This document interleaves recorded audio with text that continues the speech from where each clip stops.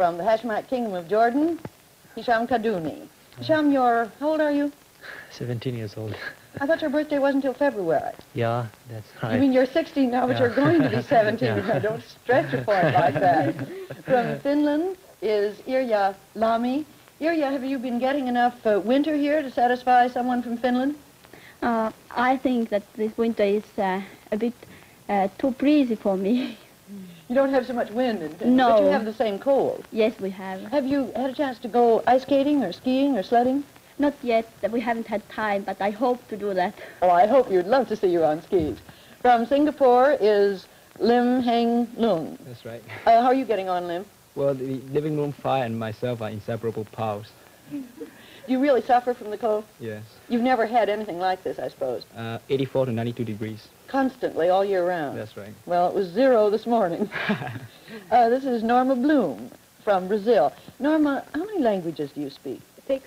6. Yes. Did you learn them in school? Part of them in school and part at home. How early did you learn more than one language? When I was a baby. What did you start out with? German, English, and Portuguese. And now you've acquired... French, Spanish, and Yiddish. I'm sure the language teachers in our high school classes have been using you to good advantage, haven't they? Now, another forum delegate whose English isn't quite up to participation in a quick give-and-take discussion, but I asked her to come tonight to give you just a brief insight into the way girls are brought up in her country, because it's so very different from the way girls are brought up in the United States. This is Yumiko Mori from Japan. Yumiko, how are things going since you've been here? As soon as I reached here, I felt that I can love American people because they never suspect others, and they're so kind. And I want to say the one reason why they're so good. Yes, American parents have not many children, and but in Japanese sometimes many farmers have so many children. Yes, about 10 or 10 or 9 children, and so they cannot take care of them well. And but I'm very sorry I can speak English in spite of loving Americans. But Yumiko, you're speaking beautifully. No. You don't realize how much progress you've made in just the short time you've been here. Do you think that English is especially difficult for a Japanese to learn? Yeah, and yes, I don't even know saying yes or no. And in Japanese, if someone asks me, don't you know it? I say, yes, I don't know it. So when you want to say no, you find yourself saying yes and vice versa. And what do you think about the question we're discussing on this program, are teenagers misunderstood? Oh, yeah, it's very strange to many Japanese. And yes, in old days, we had 3 girls' obedience, 3 kinds of obedience for girls. And in childhood, girls obey their parents. And in marriage, girls obey their husband. And when they are old, they obey their sons. And the Japanese people teach their children to listen and to consider well what other people say. And so I think it's out of the question to speak when other people saying something. And what about American family life as you've seen it here? I think American children do not respect their parents, I think. And I think I felt some kind of gulf. A gulf? Gulf, wall. Yes. Between the American parents and American children. Well, that gives us a good point to start this discussion on. Why don't you go over there and sit down there, and I'll sit down here, and we'll throw the subject to the panel. What do you think of Yumiko's point that there's a gulf between American children and their parents because there's no respect between them? How do you react to that, Lim? Well, when Mariko said that a Japanese girl should obey her husband, I could go along with that. But when she said that there's a gulf between the American children and their parents, I have to contradict, I'm afraid. I come from an old-fashioned family, or rather a family on the old-fashioned border between the modern and the old. And I've been brought up in such a way that my relationship with my father is a rather formal one. Though I joke with my mother, well, sometimes a bit disrespectful, I'm afraid. I don't say anything to my father unless I'm spoken to. And well, that's where the gulf comes in, because when I have personal problems about which I cannot consult my mother, I can't go to my father either. Not because tradition says I can't, but because my upbringing is such that, well, I just don't go to him. I'm sorry, go ahead, Noah. Do you think that is right, Lim? Would you bring up your children in the same way? And suppose you brought them up more the American way. Do you think they would lose or gain anything by this? Well, if I have any children, that is, I think I bring them up more in the American way. Well, you see, I think we Chinese we Asians are more composure. When rock and roll hit Singapore, when Johnny Ray visited us, there wasn't the hysteria, there wasn't the rioting that we hear so much about in Australia, in Europe, in America. We heard a lot of rock and roll in Singapore before the Malayan premiere of the first rock and roll film. And on the night of the premiere, the police took special precautions at the theater. But what happened? It was a damn squid. Because A damn squid? a damn squid. Because nothing happened, and well, I suppose the newspapers were rather disappointed. Well, Lim, what did you mean when you said there's so many things that you'd like to talk to your father about that you can't? In what kind of things do you feel this lack of understanding? Well, it's not a lack of understanding. The thing is that we're not close enough to have any chance to understand each other.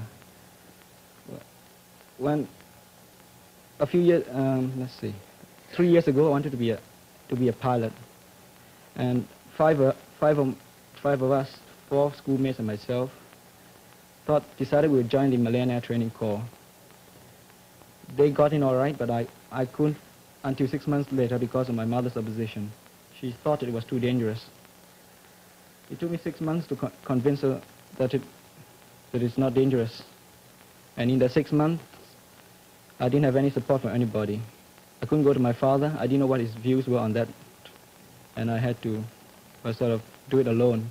And during that period, I felt as miserable as any boy could feel. I thought I was misunderstood.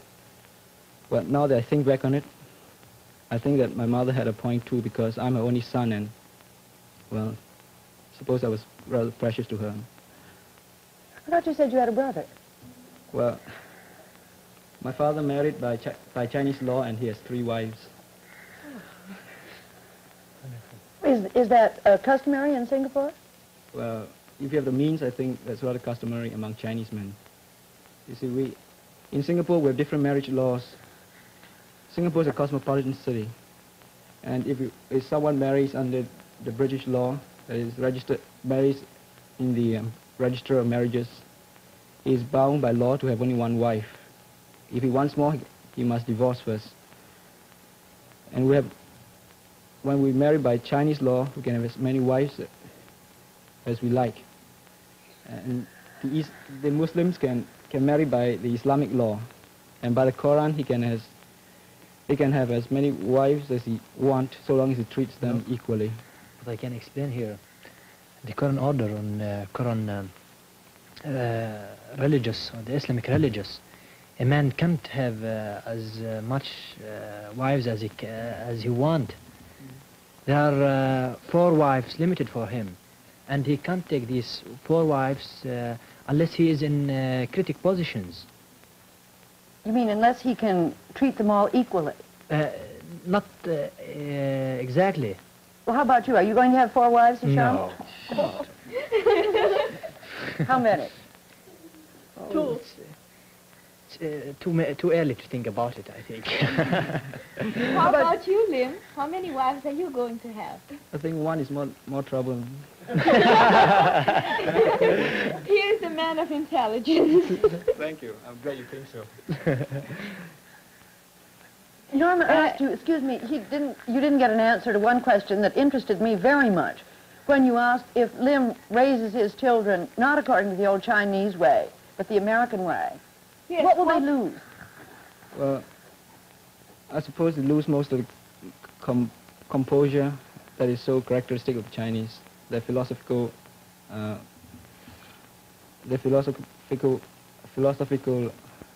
view on life. And what do you think they would gain? Well, I think they, well, nothing, I can't name anything concrete, but I'm sure that they won't have as many problems as I had, which I had to face alone. You think they will gain more love and understanding, perhaps? Well, I don't know. I think I'm old enough now to understand my father, even with this gulf between us. As for love, I think that doesn't come into question because I do love my parents. But what they gain is a stronger individuality, I think, a more vibrant personality. Lim, one more point. Do you mind my asking, you say your father has 3 wives. Do all the wives live in the same house? We used to, but my father finds it more peaceful to have them in separate houses. By the way, I remember you sometimes saying that you feel very happy. You can really say that that kind of life you have spent has made a happy person of you. Happy person, I don't know. I'm happy at times, but I'm sure I'm not discontented. I see we have to carry the answers to Norma, Brazil. By the way, what ways usually the teenagers in Brazil use to express their respect for their fathers or for their parents? I can say that in Brazil it is much like in the United States. We have no formality between parents and children. But I think that teenagers and children in general, when they're healthy and intelligent, respect their parents in their hearts, and if their parents will give them some good advice, the children will take this advice and be grateful to their parents to talk over any subject with them freely. For instance, in America here, the teenagers can call his father or mother by his first name. For instance, his first name is Jane or John or so on. He can call it by by his first name. Will that happen in Brazil, for instance? This depends on the family. Personally, I can call my father by his first name, which is Bobby. I can call him Bobby or Daddy, and he is very pleased because he treats me as a friend, and he likes to be treated as a friend of mine, too. I can do that same thing. I can call my father as I want, and I'm very happy of this thing.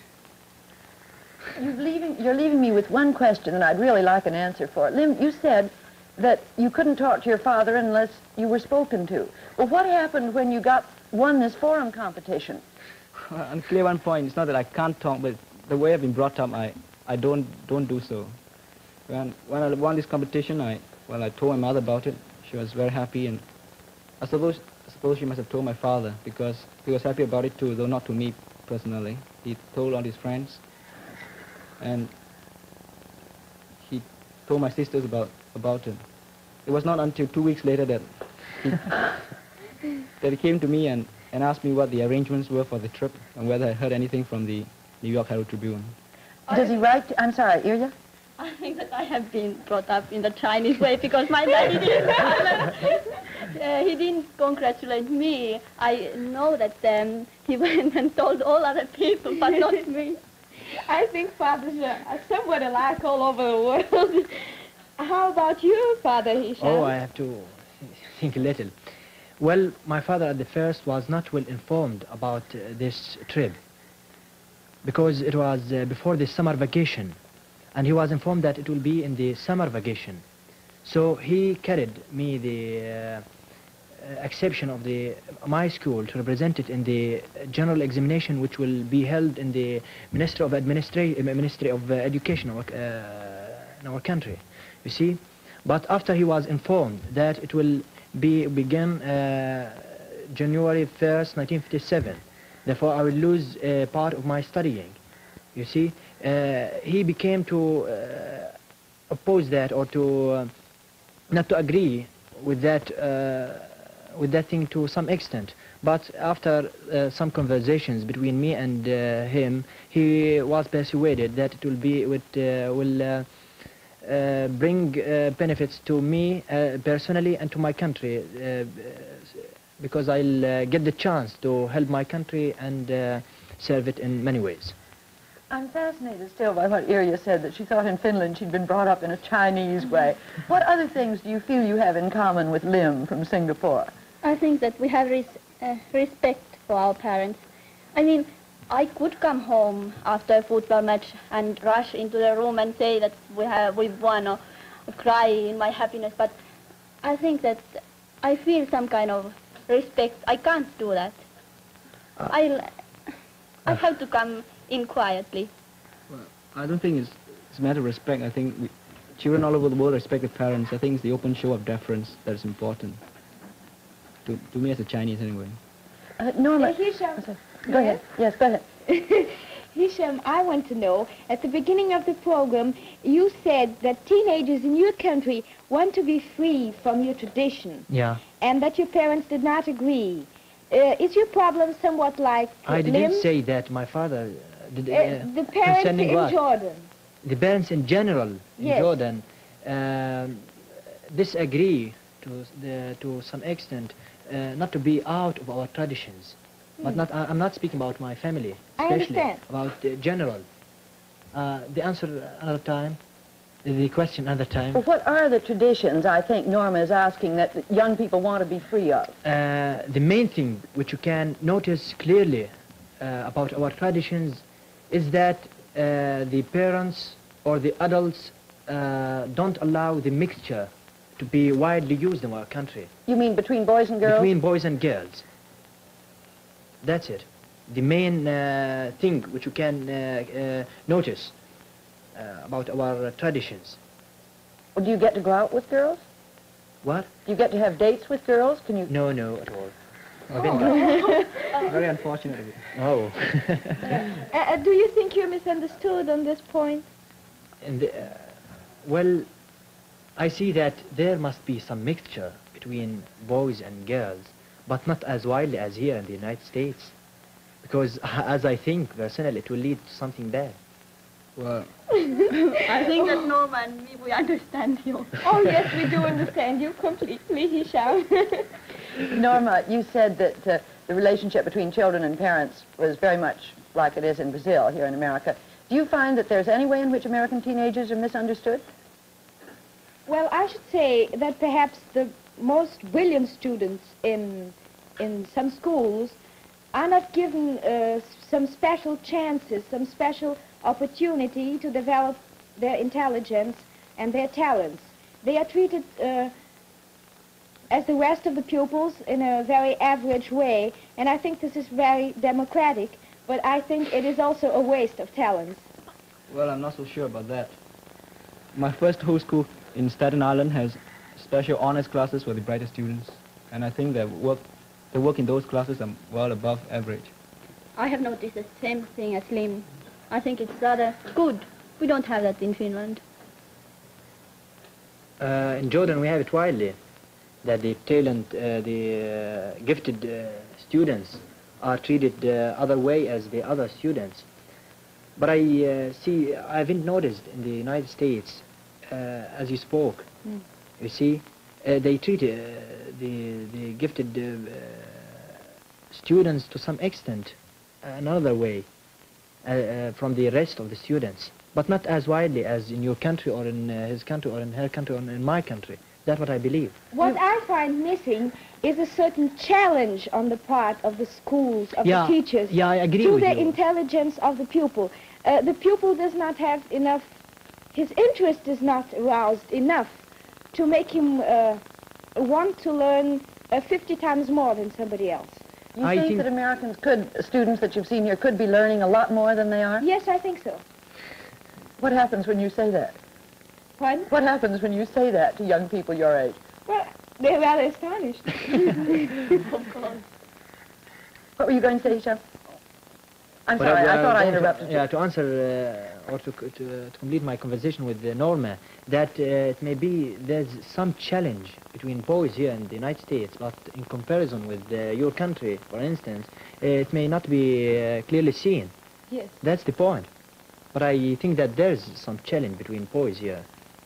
Do you think that teenagers here are needed enough, feel needed enough? Well, I see that my 14 days in America are not sufficient or not enough to make a clear idea about that. But I think that to some extent that's true. What do you think, Ilya? I think that here, when you are so many people, they are rushing and rushing, and oh, I can't understand that. But I think, for instance, my country, we are so small nation, and we have so small youth that we really feel that everybody needs us, and we are very happy of this need because it makes us more ambitious. We really want to work for our country, and we really want to do our best. How about you, Lynn? Well, personally, I think that the American children take things too much for granted. Speaking about the American students leads us to something else. What do you think? Who is more friendly? The delegates from the various countries which you met here, or the hosts, or you host in, for instance, in Harrington? Oh, they're all of them so friendly. I'd like to put that, I'm glad you raised it, Hisham. I'd like to put it in a slightly different way, though. I've noticed that you all are such good friends among yourselves. You have sort of a special relationship. Do you yourselves notice any difference in the way you feel about, between the way you feel about each other and the way you feel about Americans your age that you've been meeting? Well, I think that the forum group, inside the forum group, we have a closer feeling, a feeling that brings us more together with friendship, because we're all here with for same purpose, to make friends with everybody, and we are all together, live together, and everybody is interested in someone else's country and sees the country through the delegate. And this is not the same with American children, because while we are here, we see America, and we do not have to see America through one individual. We can see America through all individuals we meet. Mainly, you're all in the same boat, too, and misery loves company. I'll never forget how lonely all of you were when you got off those airplanes, and also how quickly you made friends with each other.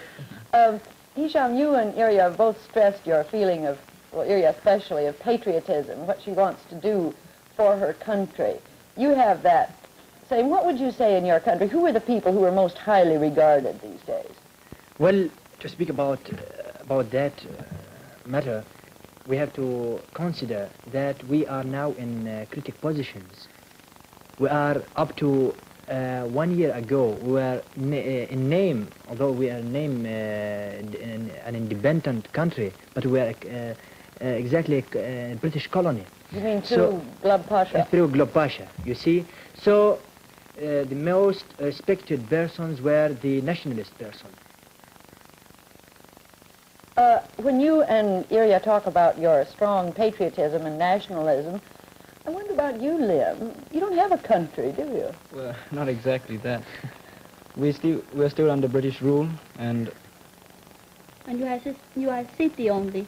I well, think we're almost a city. I feel much more rich than you when I have a whole country. Well, I suppose so.